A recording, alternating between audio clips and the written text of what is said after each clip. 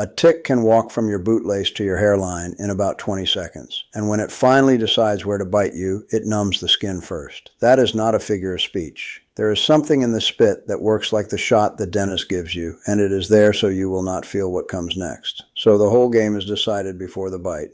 You have got a few seconds while it is still walking, and after that you are relying on somebody else to find it on the back of your neck. My name is Harlan Sawyer. I am 71 years old, and I live on Sawyer Ridge in Pocahontas County, West Virginia. I was in the timber from 1969 to 2011, went in at 14, and in 42 years of working in the woods, I have pulled more of these off myself than I could put a number to. What I am going to give you is the whole system, in the order I do it. What goes on your boots and why it is not the same thing that goes on your skin.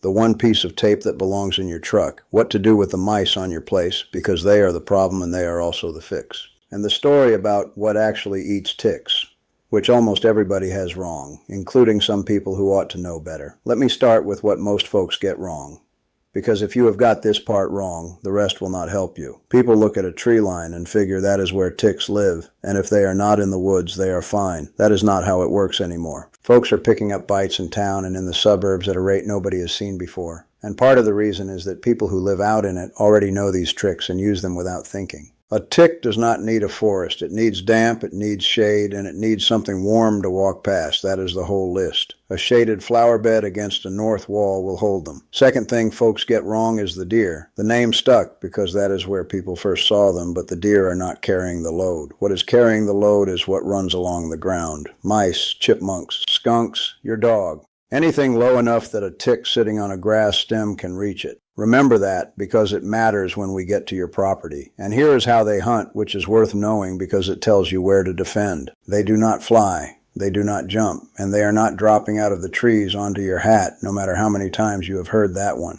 What a tick does is climb up a grass stem or a leaf edge, hold on with its back legs and put its front legs out in the air. Then it waits. That is all it does. Something brushes past, it hooks on, and it starts climbing. It hooks your boot or your lower leg, almost always. Then it goes up looking for somewhere thin and warm to bite, and where it ends up is the back of your neck or in your hair. They mostly leave the armpits and the groin alone. Your hair is the worst place on your body for one to be because you will not feel it and you will not see it. So we defend at the boot. Here's what you need, and it is short. A bottle of permethrin clothing spray. This is the one that matters most. A roll of packing tape, a tick puller, the little plastic hook, not tweezers, and a box of tick tubes if you own any ground at all. That is the list. Now let me tell you where the spray comes from, because the label does not, and the story tells you why to trust it. It starts with a flower. There is a chrysanthemum that makes a compound in its blooms that insects cannot tolerate, and people have been grinding it up and dusting it on themselves for a very long time. There is record of it in Persia something like 400 years before Christ. Napoleon dusted his soldiers with it to knock down the fleas and body lice in the French ranks. Permethrin is the modern version of that. Chemists built it in 1973, and the EPA registered it as an insecticide in 1979. Then, in the 1980s, the United States Army ran it through testing, because a soldier lying in the brush has the same problem you have got walking your tree line. It worked well enough that the Army started buying uniforms with it already treated into the cloth at the factory. That is where it sits today. It is in the uniform. And the number out of the research is the part that got my attention. Treated pants and a treated jacket came back at 100% protection against the tick that carries Lyme at all 3 stages of its life. Not most, all 3. Now here's the rule you have to get right, and there is no wiggle in it. Permethrin goes on cloth. It does not go on skin. Boots, socks, pant legs, hat, the outside of a jacket, a tent wall. Never on you. If you want something on your arms and legs for a long day in deep brush, that is a skin repellent, and it is a different bottle. Do not confuse the two. 2 more things.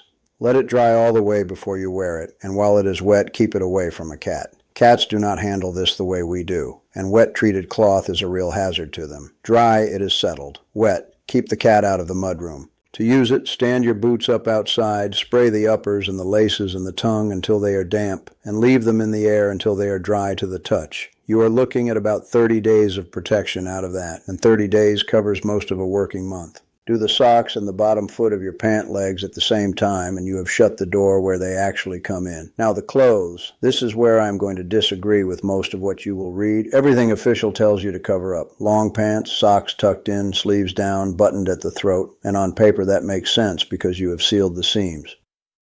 Here's the trouble with it. A tick coming up off your boot does not stop when it hits fabric. It keeps climbing until it finds skin. So if you have sealed everything from your ankles to your collar, you have not stopped it. You have handed it a straight ride to your hairline, which is the one place you will never feel it. I go in with the legs bare when the weather allows, not because I am careless, but because a tick walking on bare skin is a tick I can feel. I have caught more of them with the back of my hand than I ever caught by looking. Cover up and you trade a bite you might feel for a bite you will not. That is a judgment call and not mine to make. If you want to be covered, cover up, but treat the cloth and check your hairline like you mean it. What you must not do is seal yourself into untreated clothing and call that protection. Now let us talk about what to do when you find one, because most folks get this part wrong too, and it costs them.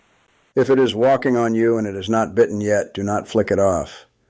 I know that is the instinct, but a tick that lands on your floor does not die. Nobody is even sure how long one can live indoors. Some say 3 days, some say a month and more. It is not going to hunt you down, but it will be crawling somewhere in that room, and sooner or later it comes off a rug onto a grandchild or a dog, and you cannot pick one off with a fingernail anyway. They are hooked in, even when they are only walking. So keep a roll of packing tape in the truck and one in the mudroom. Tape is the answer. Lay it over the tick, lift, and it comes up stuck. Fold the tape over on itself, and that is the end of it. It is not getting out of there. The tape does one more job. If the tick did bite and you got it out, put it on the tape and keep it. If anybody ever wants to look at that tick and identify it, they can, and it is not going to walk off the counter while you hunt for a jar.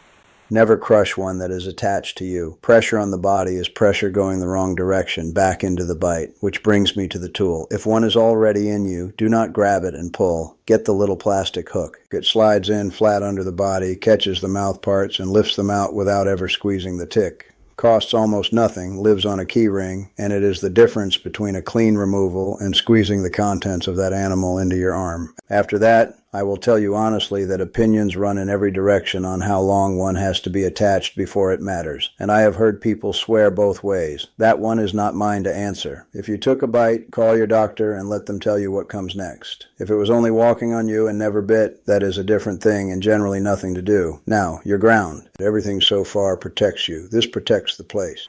Remember the mice. The mice are moving most of the ticks on your property, and there is a way to turn that around and use them. They are called tick tubes, and if you have not seen one, you will laugh at it. It is a cardboard tube with a wad of cotton pushed into the middle. That is the whole device. The trick is the cotton has a mild insecticide in it. You scatter them where a mouse would want to be. Under a shrub, along a stone wall, at the back of the woodpile, up against the foundation, in the brush at the edge of the mowed ground. A mouse looking for bedding finds dry cotton under cover and thinks it has hit the jackpot. Within a few days, it starts pulling that cotton out and hauling it back to build the nest. And the nest is where the young ticks are. The treatment does not kill the mouse. It kills what is riding on the mouse, and it kills them in the bed where the next generation was going to hatch.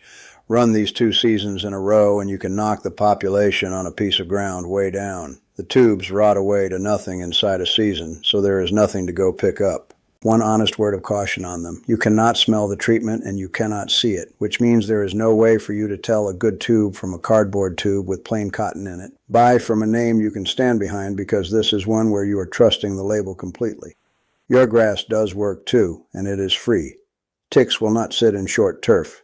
There is nothing to perch on, and it cooks them because they dry out faster than the grass does. They will not cross hot asphalt or brick either. So a mowed strip between the woods and the house is a real barrier, and the wider you keep it, the further back they sit. Early in the year, when everything is still wet, they will be all over that ground anyway. Give it a few hot days and they pull back into the shade, which is exactly where I want them. Now I want to give you the one my grandfather carried because it comes out of the woods rather than off a shelf. His name was Enoch Sawyer, and he climbed timber up here from 1931 until he died in 1979. He kept a wax tally book in his shirt pocket his whole working life, and there was no permethrin in the world he lived in. What men carried in the woods then was sulfur. Here is how it is done. Take an old thin sock, the worn ones, and put a couple of spoonfuls of powdered sulfur down in the toe. Tie it off. Now you have got a powder puff.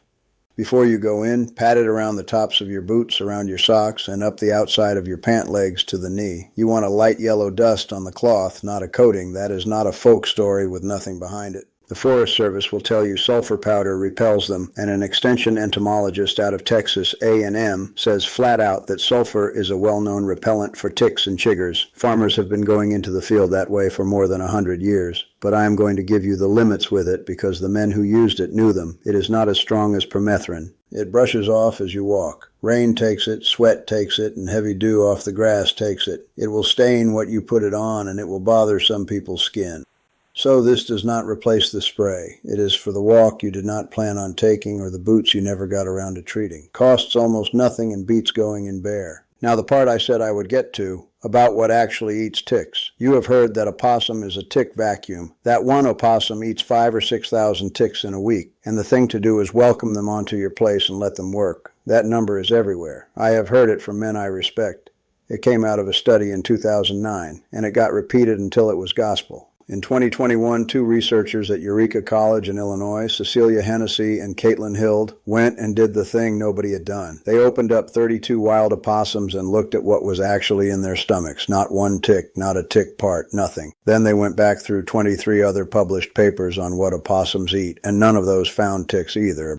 So no, there's nothing out there working this problem for you. Chickens and guinea hens will take some, and the guinea will hunt them. But a guinea fowl brings a whole list of troubles of its own, and it is not from here. There is no animal you can invite onto your ground that is going to solve this. That job is yours. And while we are being honest about who solved what, it is worth knowing how this disease got a name at all, because it did not come from a laboratory. In 1975, in and around the town of Lyme, Connecticut, a batch of children came down with swollen joints. They were being told it was juvenile arthritis. Two mothers, Polly Murray and Judith Mensch, would not accept that answer. They kept pushing at the state health people until somebody sent them to a doctor at Yale named Alan Steer. By 1977, Steer had described the first 51 cases and had the black-legged tick in his sights. By 1978, the transmission was proved, and in 1982, a researcher named Willy Bergdorfer found the actual organism in the ticks, which is why it carries his name today. 7 years from sick children to the bacteria, and it started because two mothers in Connecticut refused to be told they were wrong about their own children. I bring that up for one reason. Nobody is going to catch this for you. Not the state, not the county, not the clinic. It is going to be you at the end of the day with your hands, which is the last thing, and it is free. At the end of any day you spent outside, check, not a glance. Get your arms up, get into the folds and the creases, run your hands through your hair and along the back of your neck. Get somebody to look at what you cannot see, and yes, that is a nuisance, and do it anyway. Do it that evening, not the next morning. 20 seconds is all it takes, one, to get from your boot to your hair, and once it bites, that numbing goes to work and the window closes. The only real chance you get is while it is still walking. So here is what I want you doing, in order. 1. Buy the permethrin and treat your boots, your socks, and the bottom of your pant legs. Outside, dry all the way, cat out of the room.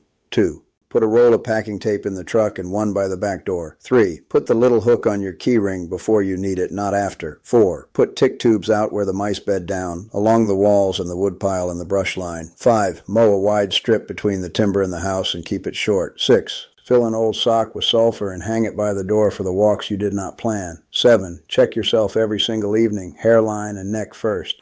Do those 7, and you have taken this from something that happens to you down to something you manage. Tell me down in the comments what it is like where you are, whether you are finding them earlier in the year than you used to, and what you have been doing about it. I read them. Next time I'm going to get into what the old camps did about the cold, and why a bunkhouse with one stove kept 80 men from freezing when a modern house with the furnace out cannot hold heat past a night. Stack it dry, friend. It keeps.